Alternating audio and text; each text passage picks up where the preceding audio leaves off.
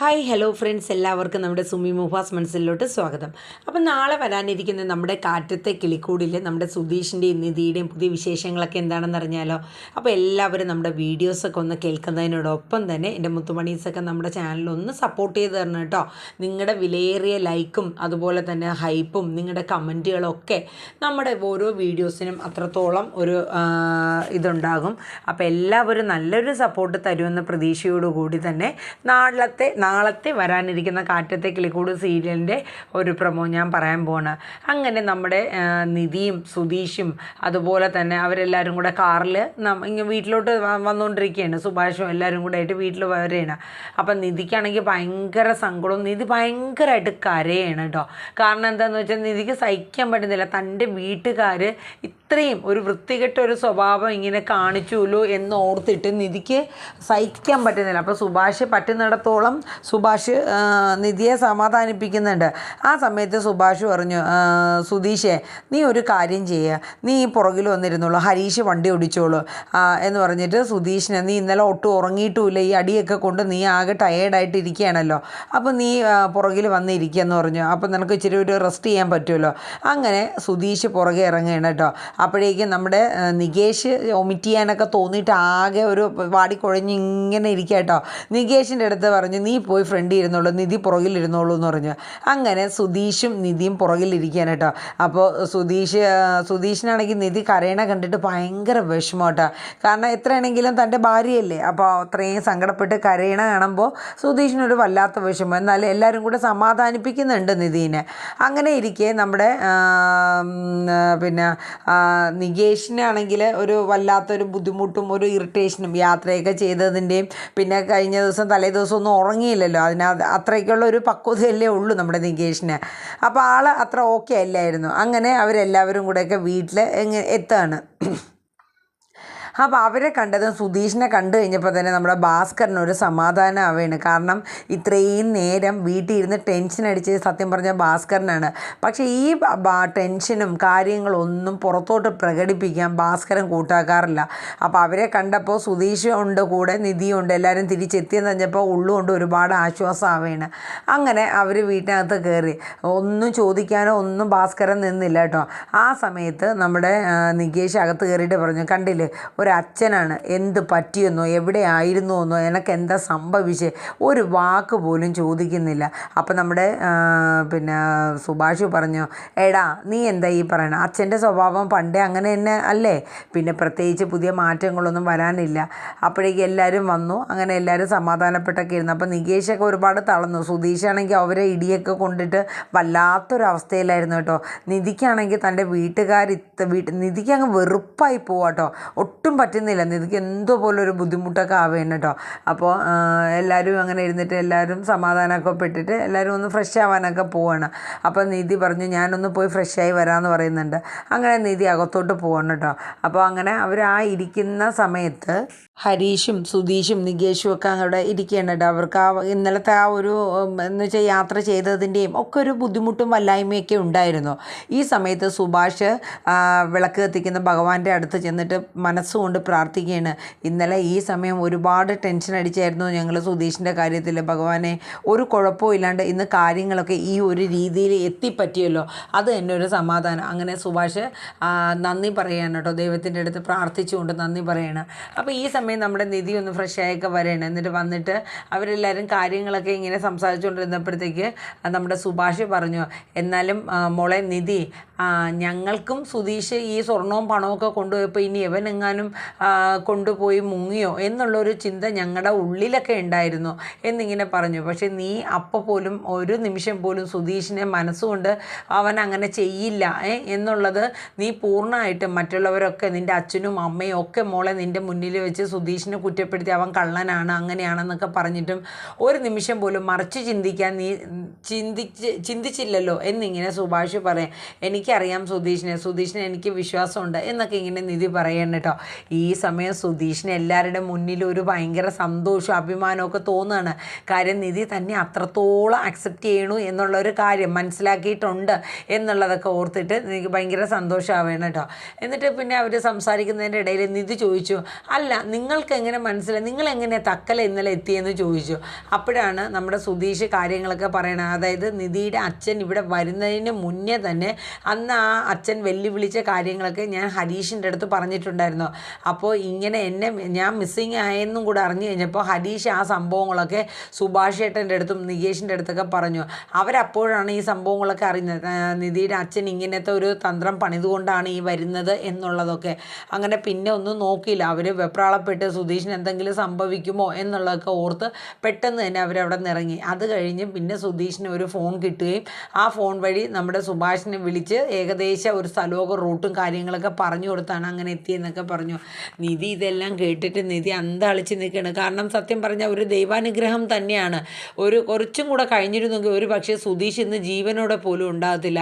അപ്പോൾ എന്നിങ്ങനെ പറഞ്ഞിട്ടോ. അപ്പോൾ ഹരീഷ് അത് കഴിഞ്ഞ് നിധി അങ്ങ് അകത്തോട്ട് പോവേണേ ഇതിനെക്കുറിച്ചൊക്കെ സംസാരിച്ച് കഴിഞ്ഞ് ആ സമയം നമ്മുടെ ഹരീഷ് നമ്മുടെ സുധീഷിൻ്റെ അടുത്ത് പറഞ്ഞു, സുധീഷ് നിൻ്റെ അടുത്തൊരു കാര്യം എനിക്ക് പറയാനുണ്ട്.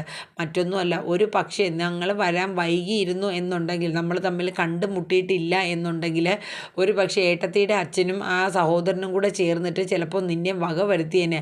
അതെനിക്ക് അറിയായിരുന്നു, എനിക്ക് ഉറപ്പായിരുന്നു. നിങ്ങളെ ഞാൻ കണ്ടുമുട്ടിയില്ല എന്നുണ്ടെങ്കിൽ ഈ ഒരു രക്ഷപ്പെടലൊന്നും എൻ്റെ ജീവിതത്തിൽ ഉണ്ടാകത്തുമില്ലായിരുന്നു. എന്നാലും ഇത്രയ്ക്ക് കണ്ണിച്ചോരയില്ലാത്തൊരു മനുഷ്യനാണ് എന്നുള്ളത് ചിന്തിക്കാൻ പോലും കഴിയുന്നില്ല എന്നിങ്ങനെ പറയുന്നുണ്ട് കേട്ടോ. ആ സമയത്താണ് നമ്മുടെ സുധീഷ് ഒരു സത്യം പറയുന്നത്. അപ്പം നിധിയും എല്ലാവരും അടുത്ത് തന്നെ നിൽപ്പുണ്ടായിരുന്നു കേട്ടോ. ആ സമയത്ത് സുധീഷ് പറയുന്നുണ്ട്, അതായത് ഈ ബാഗ് തൻ്റെ നിന്ന് തട്ടിപ്പറിച്ച് ഇവർ കൊണ്ടുപോയല്ലോ, ആ സമയത്ത് തിരിച്ചിവർ പറഞ്ഞ സമയത്ത് ഇത്രയും തല്ലും അവന്മാരുടെ ആട്ടും തുപ്പും ഒക്കെ കേട്ട സ്ഥിതിക്ക് സുധീഷ് ആ ബാഗ് തുറന്ന് നോക്കിയപ്പോഴത്തേക്ക് അതിൽ സ്വർണവും പണമൊക്കെ ഇരിക്കുകയാണ്. അപ്പം നിധിയോട് ചോദിച്ചു, നിധിയുടെ അച്ഛൻ ശരിക്കും എൻ്റെ കയ്യിൽ തന്നു വിട്ടത് ശരിക്കും സ്വർണം തന്നെയാണോ എന്ന് ചോദിച്ചു. അപ്പം നിധി പറഞ്ഞു, അതേ സുധീഷ്, അത് ശരിക്കും ഗോൾഡ് തന്നെയാണ്. അച്ഛൻ ഇതുപോലെയുള്ള ബിസിനസ്സും കാര്യങ്ങളൊക്കെ ഇടയ്ക്ക് ചെയ്യാറുള്ളതാണ്. പക്ഷേ ഇതിപ്പോൾ സുധീഷിനെ കൂടെ കെണിപ്പെടുത്തിക്കൊണ്ട്, കാരണം അച്ഛൻ്റെ സാധനം എന്തായാലും തിരിച്ചു കിട്ടും, ഗുണ്ടകൾ തിരിച്ചു കൊടുക്കുമല്ലോ. അപ്പോൾ അത് സുധീഷിനെ കെണിപ്പെടുത്തി എന്നിൽ നിന്ന് അകറ്റാനുള്ള ഒരു മാർഗമായിട്ട് അത് അവർ എടുത്തു എന്നുള്ളത് മാത്രമേ ഉള്ളൂ. ആണോ, എങ്കിൽ പിന്നെ കുഴപ്പമില്ല. അതെ, എന്നിട്ട് സുധീഷ് പറയും നിധിയോട്, അതെ എല്ലാവരും നിൽക്കുക കേട്ടോ, നമ്മുടെ സുഭാഷുണ്ട്, ഹരീഷുണ്ട്, നികേഷുണ്ട്, എല്ലാവരും നിൽക്കണം. അപ്പോഴാണ് സുധീഷ് പറയും, എന്നെ ഇത്ര ഇടിച്ച് ചതച്ച് എല്ല് പോലെ ആക്കിയില്ലേ, അതുകൊണ്ട് ഞാൻ ആ ബാഗ് തുറന്നിട്ട് 2 കോയിൻ എടുത്ത് അടിച്ചു മാറ്റിയെന്ന് പറയും. ഇത് കേട്ടപ്പോൾ സുഭാഷിന് ആകെ വല്ലാണ്ടായി പോകട്ടോ. അവരൊക്കെ അന്തളിക്കണമെന്ന് വെച്ചാൽ സുധീഷ് അടിച്ചു മാറ്റി എന്നുള്ളത് അറിഞ്ഞു കഴിയുമ്പോൾ. അപ്പോൾ സുഭാഷ് ചോദിക്കും, നീ എന്ത് പണിയാണ് സുധീഷ് ഈ കാട്ടിയത്? അത് മോശമായ ഒരു കാര്യമില്ലേ? അവരെ മുന്നിൽ നമുക്കൊരു വിലയില്ലാണ്ടാവില്ലേ? എന്ത് വിലയില്ലാണ്ടാവണോ? എന്നെ ഇത്രയും ഇടിച്ച് ചതച്ചല്ലേ? അപ്പോഴേക്കും സുഭാഷ് നിധിയെടുത്ത് ചെന്നിട്ട് പറയും, മോളെ തെറ്റിദ്ധരിക്കരുത്, അവൻ അപ്പോഴത്തെ ആ ഒരു ആവശ്യത്തിന് ചെയ്തതാണ്, മോൾ അവനെ മോശമായിട്ടൊന്നും ചിത്രീകരിക്കേണ്ടെന്ന് പറയും. അപ്പോൾ നിധി ഒരു നിമിഷം സുഭാഷേനെ നോക്കി ചിരിച്ചിട്ട് പറയാം, അതിനെന്താ ഇത്ര വലിയ തെറ്റെന്താ? സുധീഷ് അതെടുത്തുവെങ്കിൽ അത് കണക്കായിപ്പോയി, അവർക്ക് ഒരു ചെറിയ രീതിക്കെങ്കിലും ഒരു കൊട്ട് കൊടുക്കാൻ പറ്റുമല്ലോ. അതെ, ഞാനും അവിടെ നിന്ന് 1-2 സാധനങ്ങൾ അടിച്ചുകൊണ്ടാണ് വന്നേക്കണേ. അപ്പോൾ സുധീഷിന് വലിയ സന്തോഷമായി. നിധി തന്നെ കുറ്റപ്പെടുത്തു എന്ന് കരുതി സുധീഷ് ഇങ്ങനെ ഒരു നാണക്കേടായിപ്പോയോ പറഞ്ഞത്, ഇങ്ങനെ ഗോൾഡ് കോയിൻ കട്ടെടുത്തു എന്നുള്ളത് പറഞ്ഞപ്പോൾ നാണക്കേടായിപ്പോയെന്നും പറഞ്ഞ് സുധീഷ് ഇരിക്കുകയാണ്. അപ്പോഴല്ലേ നമ്മുടെ നിധി വെടി പൊട്ടിക്കുന്നത്, ഇല്ല ഞാനും എടുത്തു എന്ന് പറഞ്ഞത്. അങ്ങനെ നിധി അകത്ത് ചെന്ന് എടുത്തുകൊണ്ട് വരികയാണ്. പക്ഷേ സുധീഷ് കരുതി സ്വർണ്ണമോ മറ്റോ ഒക്കെ ആയിരിക്കും വീട്ടിൽ നിന്ന് എടുത്തുകൊണ്ട് വന്ന, അല്ലെങ്കിൽ പണമോ മറ്റോ ഒക്കെ ആയിരിക്കും എന്നാണ് കരുതിയത്.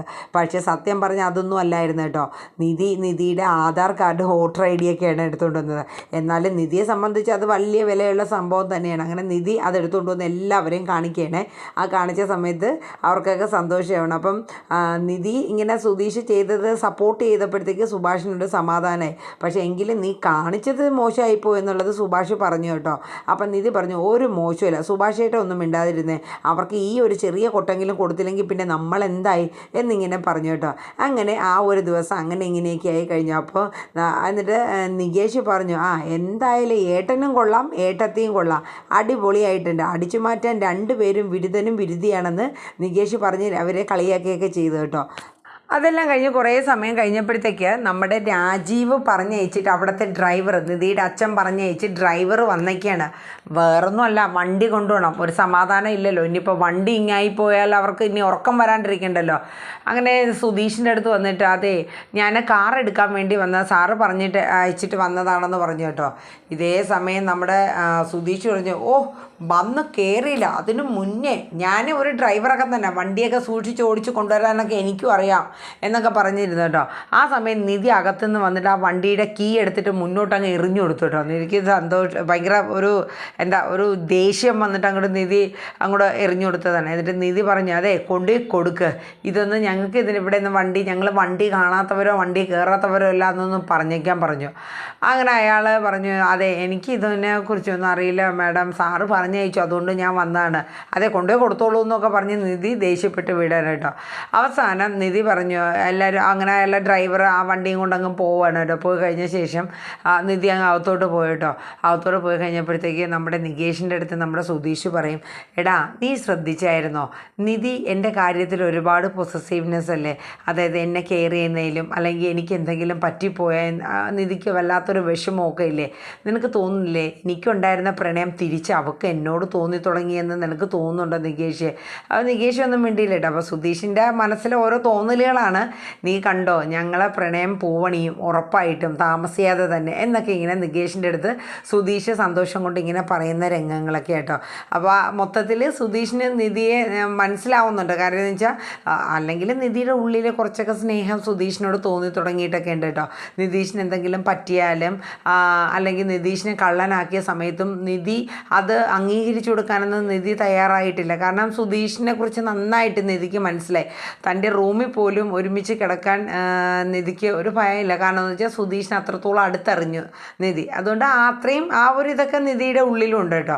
അത് കഴിഞ്ഞ് പിറ്റേ ദിവസം ആയപ്പോഴും നമ്മുടെ നികേഷിന് പനിയൊക്കെ വന്നു. അങ്ങനെ നിധി തന്നെയാണ് നമ്മുടെ നികേഷിനെ കെയർ ചെയ്യണതും കാര്യങ്ങളൊക്കെ.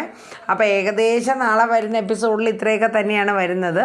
അപ്പോൾ എല്ലാവരും നമ്മുടെ കാറ്റത്തെ കിളിക്കൂട് സീരിയലിൻ്റെ ഈ ഒരു പ്രൊമോ കേൾക്കുക, ലൈക്ക് ചെയ്യുക, ഹൈപ്പ് ചെയ്യുക, നിങ്ങളുടെ അഭിപ്രായങ്ങളൊക്കെ രേഖപ്പെടുത്തുക. അപ്പോൾ എല്ലാവർക്കും നല്ലൊരു ശുഭദിനം പറഞ്ഞുകൊണ്ട് ഇന്നത്തെ നമ്മുടെ പ്രൊമോ വീഡിയോ ഇവിടെ വൈൻഡപ്പ് ചെയ്യാണ്. അപ്പോൾ എല്ലാവരുടെയും സപ്പോർട്ട് പ്രതീക്ഷിക്കുക കേട്ടോ. അപ്പോൾ Tata, bye bye, take care, thank you.